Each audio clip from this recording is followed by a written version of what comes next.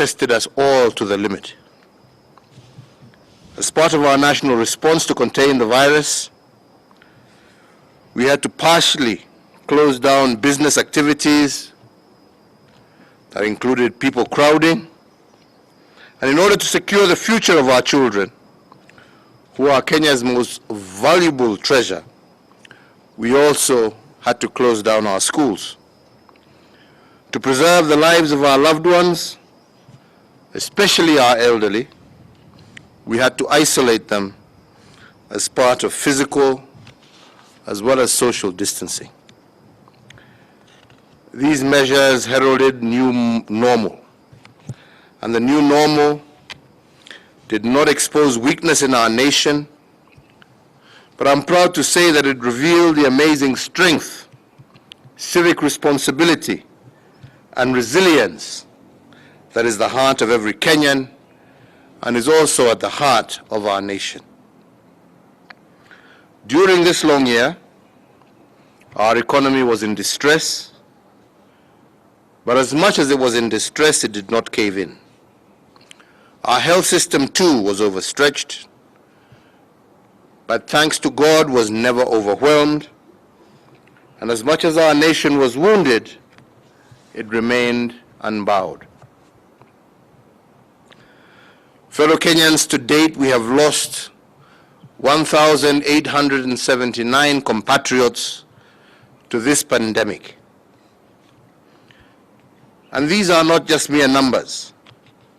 Each represents a life, a lighting candle amidst us that has been dimmed. Each one is a dream cut short, a loved one, a parent, a sibling, a friend, a neighbor, a colleague, a fellow Kenyan, and a child of God. Similarly, the pandemic afflicted and wounded many businesses to the point of collapse. While some are in the mode of recovery, many also remained unbowed. Instead of giving in to the shock of lockdown and other COVID protocols, many businesses have decided to retool their business models and re-engineer their approach. Today, these enterprises, especially SMEs, have sprung back with incredible innovations, capable of anticipating and responding to market shocks. The county governments have also equally been affected. COVID has threatened to overstretch our county health infrastructure. However, and I want to thank these men and women behind me for the strength they have shown, they too have remained strong and unbowed. We have worked together with them, and together with them, we have expanded their health facilities to a level that is unprecedented since our independence. And now, once again working in concert with them, we are ready to roll out our universal health care coverage initiative. Fellow Kenyans, as I have said, we were wounded but unbowed in the last 1 year. We are yet to emerge from what I previously referred to as the fog of war. In addition, I called it a fog of war because the COVID enemy has remained unseen, and its theaters of war are still unidentified, and its rules of engagement are erratic, miscellaneous, and unwritten. What is worse is that the enemy has also developed mutations. If we were dealing with one variant of the virus in the last 1 year, a new strain has also emerged, or new strains have also emerged in Britain, in Brazil, and in South Africa. We do not know to date how this will spread, nor do we know that the havoc that it can possibly rain on our population. In the face of this unparalleled enemy, therefore, the approach of both the national as well as county governments has been that of speedy action. And we have chosen this approach because an average plan executed with speed is superior to an excellent plan executed slowly.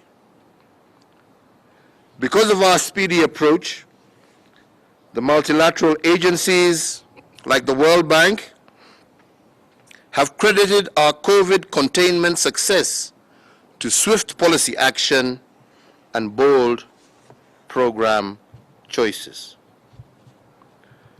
However, our approach has also been a mixed bag of fortunes, because on the one side we have paid the high cost of bold decisions and profited from the benefits of swift action.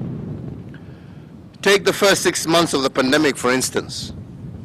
We imposed curfews, declared cessation of movement from certain counties like Nairobi and Mombasa, and enforced specific lockdowns in areas like Eastleigh here in Nairobi.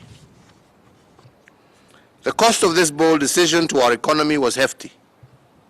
Nevertheless, the profit of the swift policy action is immeasurable in terms of the human lives saved. Fellow Kenyans, we tend to forget quickly. But let me remind you that experts had warned us that if we did not take bold actions, we would have approximately 1 million infections in Kenya today and 150,000 deaths. Other models had actually predicted even worse.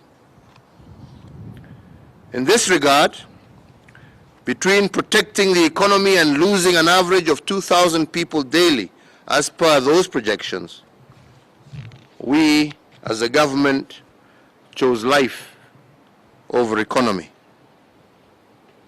The logic here, and has been for the last 1 year, was that you can always revive an economy, but you cannot revive a lost life. If you take care of the people, they will take care eventually and revive our economy. Last year, fellow Kenyans, the Kenyan economy was projected to grow by 6.2%, but it only grew by 0.6% because of the COVID-19 pandemic. This, fellow Kenyans, translates to a loss of approximately 560 billion Kenya shillings of GDP arising from the resultant economic downturn. And this is the price we had to pay in 2020 for the bold decisions that we made to contain this economic freeze. The profit we made as a nation from this swift action was the prevention of an average of 2,000 deaths per day and 1 million infections by Christmas of 2020. The opportunity cost of saving these lives was therefore the foregoing of Kenya shillings 560 billion of GDP in order to preserve life. And I personally believe that it was worth every single cent. In fact, data the world over indicates that our 0.6% growth rate and loss in GDP was an acceptable economic reality under COVID.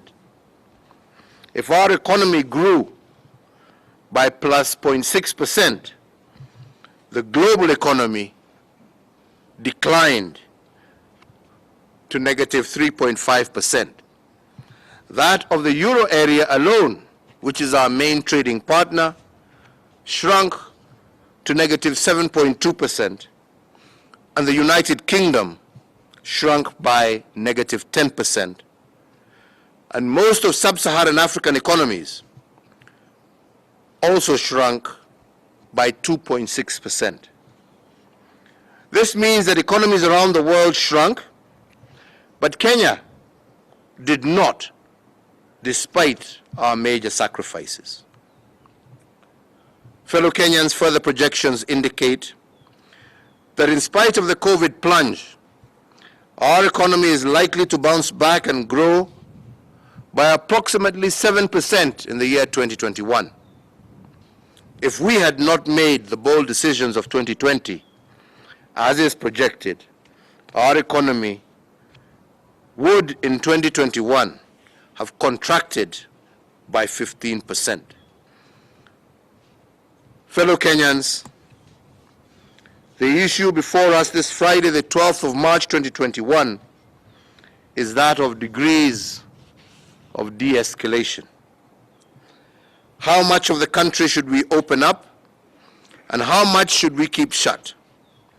More so given that the new COVID strain from Britain, Brazil, and South Africa, and also because of what is happening in our neighborhood. And because in the past, our policy decisions have been guided by science, data, and evidence, we will continue to be guided by the scientific evidence. Empirical evidence over the last 1 year shows us that when we escalate measures, levels of community infections and positivity rates go down. When we escalated measures in July of 2020, the positivity rate fell from 13% in June to 4% in September.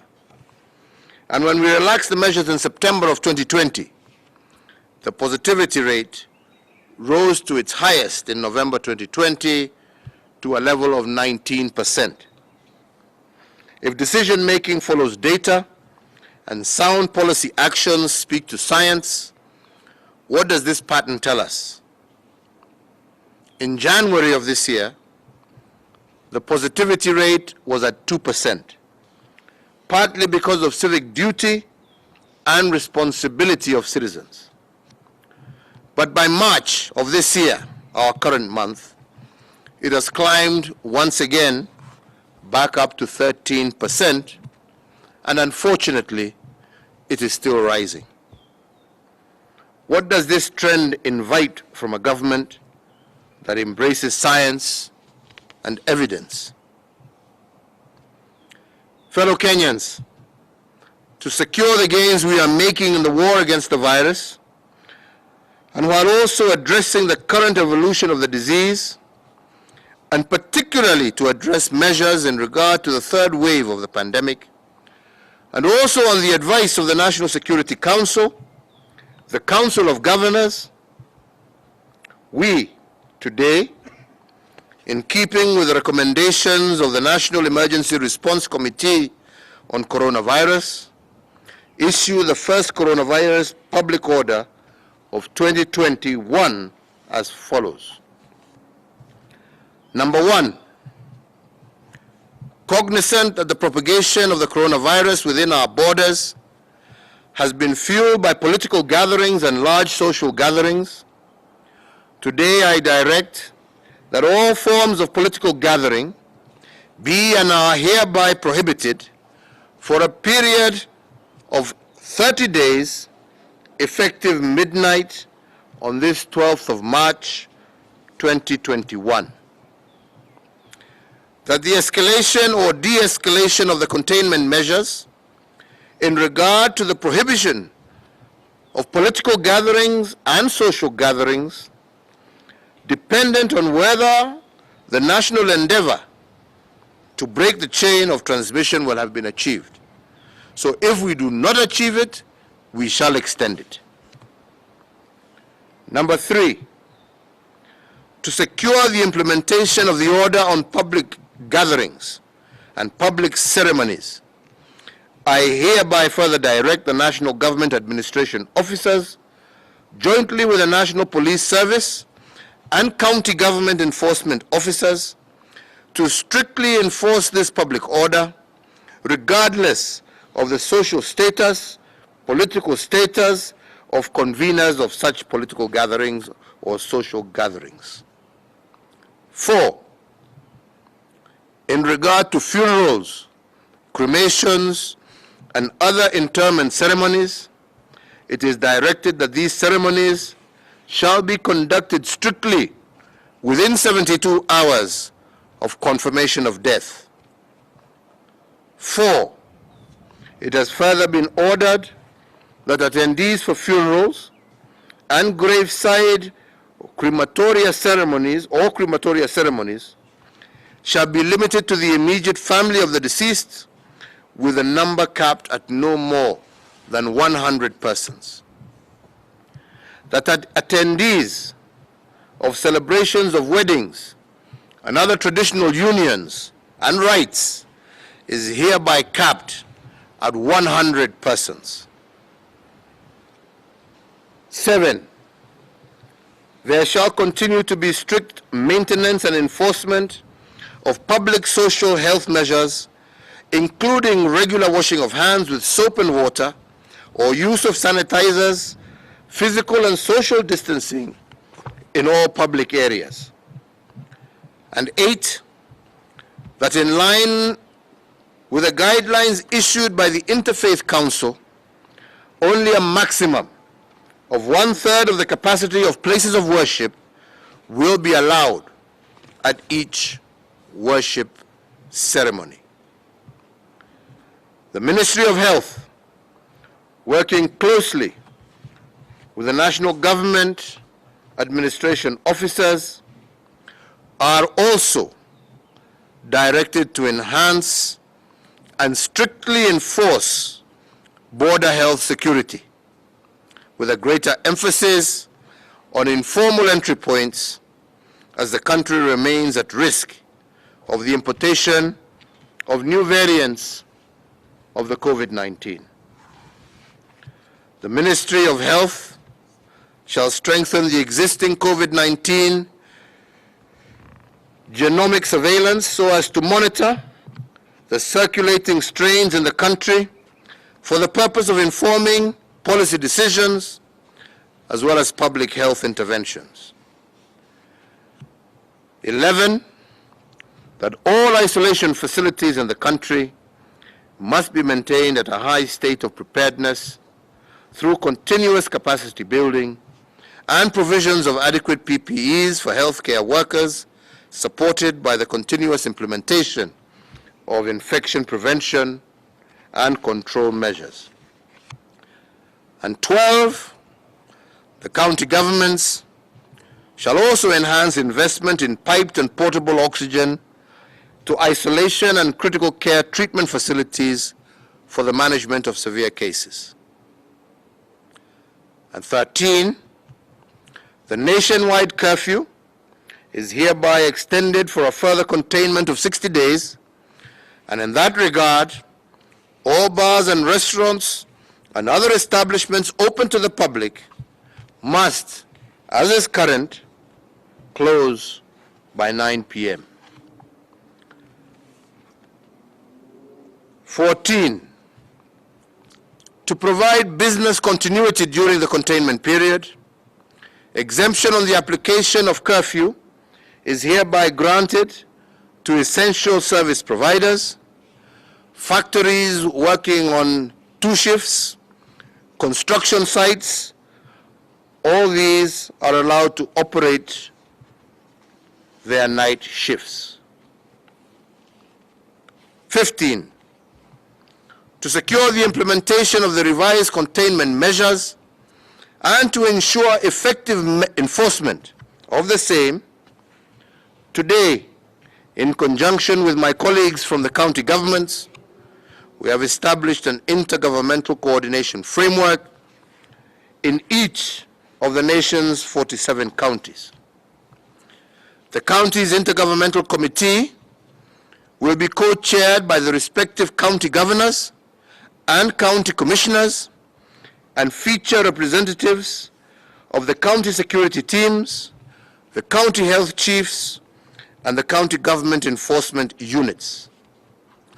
The county's intergovernmental committee shall be convened at least once every week to assess the county specific compliance levels. 18, the Cabinet Secretary for Transport, jointly with the Cabinet Secretary for Health, are directed to develop revised protocols for public transport in consultation with all stakeholders in the transport sector. Fellow Kenyans, as I conclude, let me leave you with two thoughts. One, Kenya is entering a critical phase in the management and control of the pandemic. With the arrival currently of World Health Organization pre-qualified COVID-19 vaccines, this vaccine has been tested, and our own medical experts are persuaded that its safety profile is bankable. The vaccine rollout, as I said a few days ago, will be done in phases and guided by the National Deployment Vaccination Plan, with the first phase, which is currently ongoing, targeting frontline health workers, uniformed personnel, teachers, as well as those engaged in emergency services such as the fire brigade, firefighters, and so on and so forth. The second phase, which will also start immediately we receive our second consignment, will target the elderly people and those with pre-existing conditions. But I must also make it clear that as much as we recommend the vaccine be taken, vaccination shall be voluntary. The second thought I wish to leave you with has to do with what explains our success against this invisible enemy in the last 1 year. Fellow Kenyans, subconsciously, we have developed a culture of civic duty and responsibility. The culture of minding yourself and becoming your brother's keeper is getting entrenched as a norm and practice under COVID conditions. And this culture of civic responsibility may explain in part the drop of COVID positivity rate from 19% in November 2020 to 2% in January of this year. I must remind you that government will do its part to protect Kenyans, but the first line of defense against this invisible enemy is the people. If we exercise civic responsibility and act as our brothers' keepers, we will have won half the battle against this pandemic. Finally, I know our students who will be sitting for their national examinations in the coming week are busy preparing. Let me say, both as a father and as your president, I know you have arrived at the examination desk following a road marred by many challenges that have not been faced by others before you. Sitting for your examinations after having been out of class for almost a year, I want you to know that the entire country and I are rooting for you. To our grade 4, to our class 8, to our Form 4 candidates, I convey my best wishes to you all, and I pray that your efforts will indeed bear bountiful harvest. May God bless you, and may God bless Kenya. Sina mengi na sitaki kusema mengi, nafikiri yale tumesema yatosha. Yangu tu ni kuambia Wakenya, ya kwanza ni shukran. Shukran kwa yale yote ambaye tumevumilia mwaka huu ambao umekuwa mgumu tukipambana na jangwa hili la COVID-19. Ya pili, kusema tumeanza kuona dalili ya kwamba uchumi wetu waweza kufufuka. Lakini tukiwa hapo lazima tuendelee kuwa macho. Tusifikirie ya kwamba huu ugonjwa umetuondokea.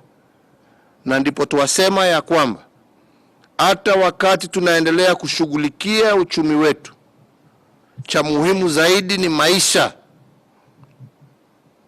ya kila mwananchi, na lazima tuendelee kujitahadhari.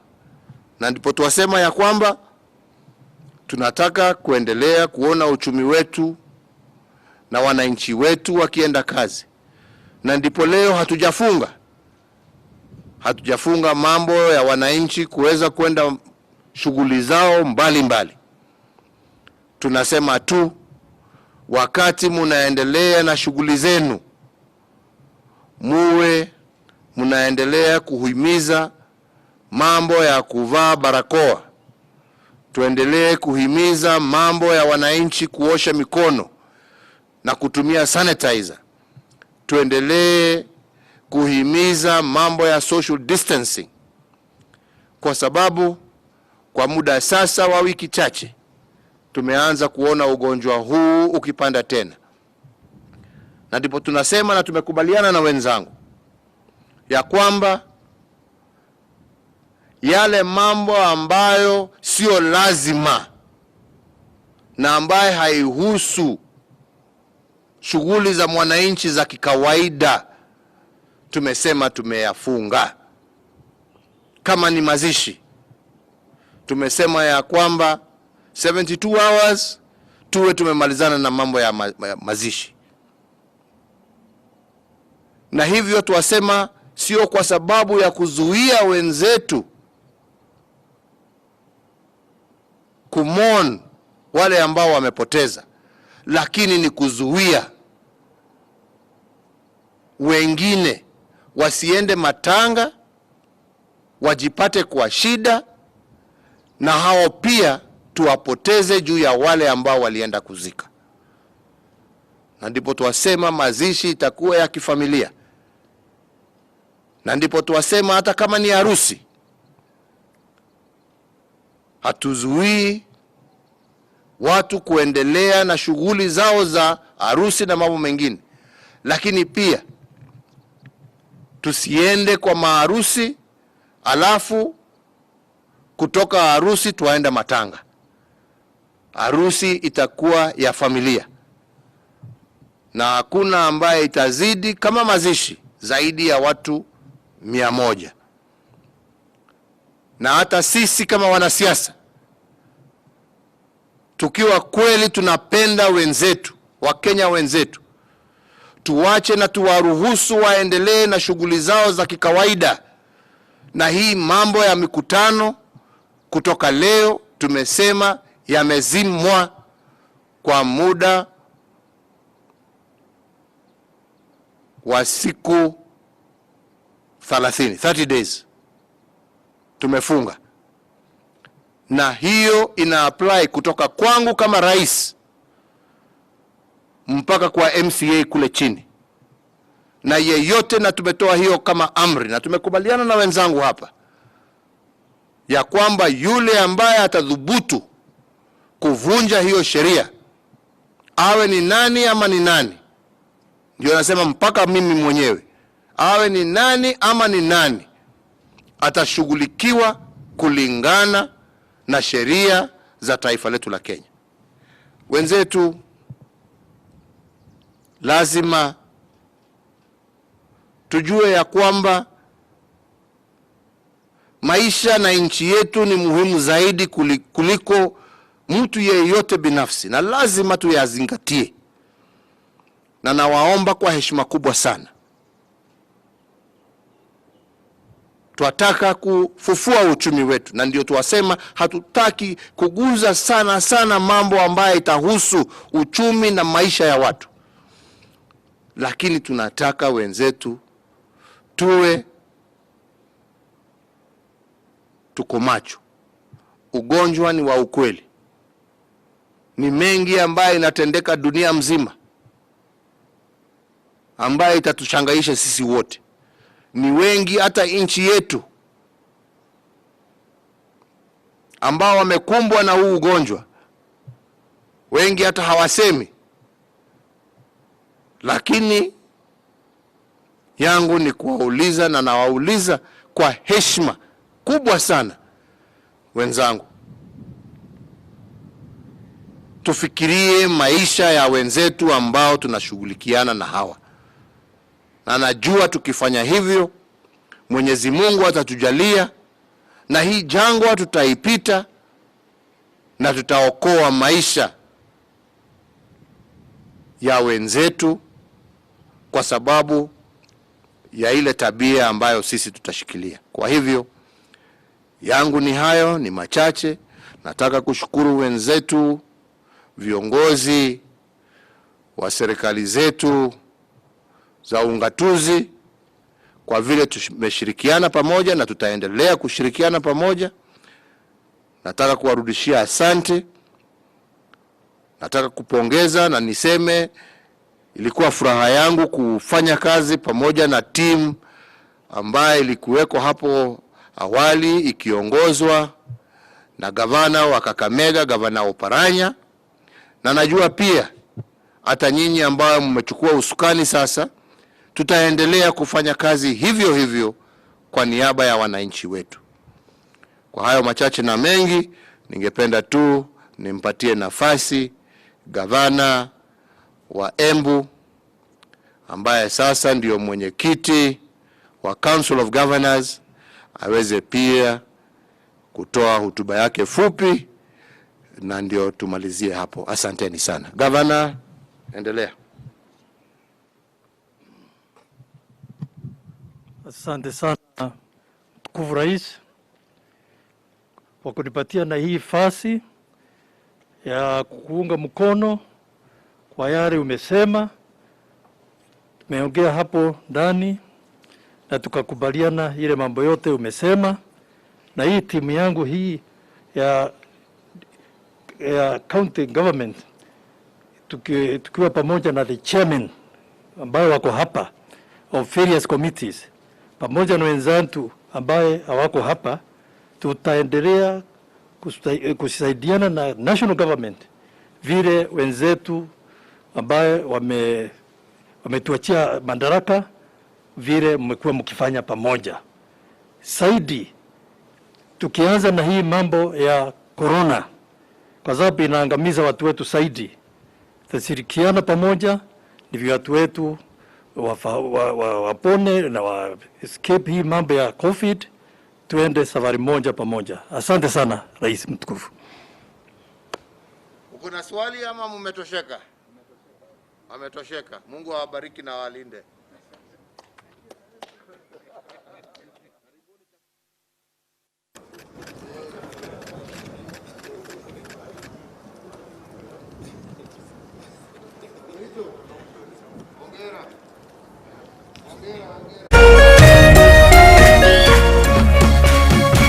Kameme TV, muthegi wa ruriri.